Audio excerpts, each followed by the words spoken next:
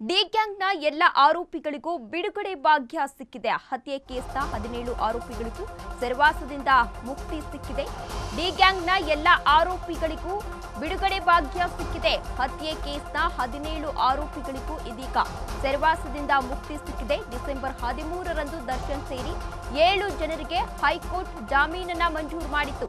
ನಿನ್ನೆ ಉಳಿದ 5 ಆರೋಪಿಗಳಿಗೆ ಸೆಷನ್ಸ್ ಕೋರ್ಟ್ನಿಂದ ಈಗಾಗಲೇ ಬೇಲ್ ಕೂಡ ಸಿಕ್ಕಿದೆ. ಧನರಾಜ್, ನಂದೀಶ್, ವಿನಯ್, ರಾಘು, ಪವನ್ಗೆ ಇದೀಗ ಜಾಮೀನು ಮಂಜೂರಾಗಿದೆ. ಷರತ್ತು ವಿಧಿಸಿ 57ನೇ ಸಿಸಿಎಚ್ ನ್ಯಾಯಾಧೀಶರಿಂದ ಬೇಲ್ ಕೂಡ ಸಿಗಲಾಗಿದೆ. ಡಿ ಗ್ಯಾಂಗ್ನ ಎಲ್ಲ ಆರೋಪಿಗಳಿಗೂ ಇದೀಗ ಬಿಡುಗಡೆ ಭಾಗ್ಯ ಸಿಕ್ಕಿದೆ. ಹತ್ಯೆ ಕೇಸ್ನ 17 ಆರೋಪಿಗಳಿಗೂ ಇದೀಗ ಸೆರೆವಾಸದಿಂದ ಮುಕ್ತಿ ಕೂಡ ಸಿಕ್ಕಿದೆ. ನಟ ದರ್ಶನ್ ಸೇರಿ 7 ಆರೋಪಿಗಳಿಗೆ ಹೈಕೋರ್ಟ್ ಡಿಸೆಂಬರ್ 13ಕ್ಕೆ ಜಾಮೀನು ಕೂಡ ನೀಡಿತ್ತು. 6 ಆರೋಪಿಗಳಿಗೆ ದರ್ಶನ್ಗೂ ಮುನ್ನವೇ ಕೋರ್ಟ್ ಜಾಮೀನನ್ನ ನೀಡಿತ್ತು. ಆದರೆ 5 ಆರೋಪಿಗಳಿಗೆ ಜಾಮೀನಿನ ಟೆನ್ಷನ್ ಕೂಡ ಇತ್ತು. ನಿನ್ನೆ ಸೋಮವಾರ ಉಳಿದ 5 ಆರೋಪಿಗಳಿಗೆ ಬಿಡುಗಡೆ ಭಾಗ್ಯ ಕೂಡ ಸಿಕ್ಕಿರುವಂಥದ್ದು. ಎಲ್ಲ ಆರೋಪಿಗಳು ಇಂದು ಜೈಲಿನಿಂದ ರಿಲೀಸ್ ಆಗೋ ಸಾಧ್ಯತೆ ಕೂಡ ಇದೆ.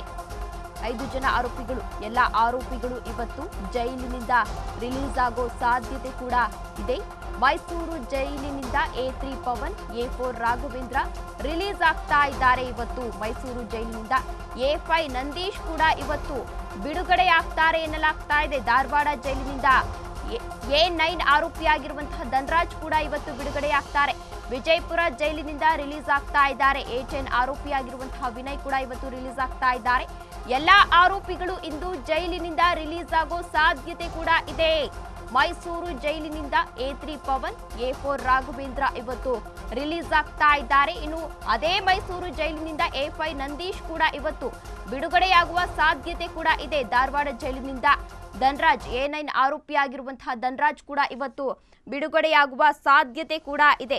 ಷರತ್ತು ವಿಧಿಸಿ 57ನೇ ಸಿಸಿಎಚ್ ನ್ಯಾಯಾಧೀಶರಿಂದ ಷರತ್ತುಬದ್ಧ ಜಾಮೀನನ್ನ ಕೂಡ ಕೊಡಲಾಗಿತ್ತು. ಇವತ್ತು 5 ಜನ ಆರೋಪಿಗಳು ರಿಲೀಸ್ ಆಗ್ತಾ ಇದ್ದಾರೆ. ಧನರಾಜ್, ನಂದೀಶ್, ವಿನಯ್, ರಾಘವೇಂದ್ರ, ಪವನ್ಗೆ ಇವತ್ತು ಜಾಮೀನು ಕೂಡ ಸಿಕ್ಕಿದೆ. ಅವರು 5 ಜನನು ಕೂಡ ಮೈಸೂರು, ಧಾರವಾಡ ಹೀಗೆ ಎಲ್ಲೆಲ್ಲಿ ಅವರನ್ನ ಬಂಧಿಸಲಾಗಿತ್ತು ಅಲ್ಲಿಂದ ಇವತ್ತು ಬಿಡುಗಡೆಯಾಗುವ ಸಾಧ್ಯತೆ ಕೂಡ ಇದೆ. ಇನ್ನು ಅವರು ಕೂಡ ನಮಗೂ ಇವತ್ತು ಬಿಡುಗಡೆ ಭಾಗ್ಯ ಸಿಗುತ್ತೆ ಅನ್ನೋ ಭರವಸೆಯಲ್ಲಿ ಇದ್ದಾರೆ.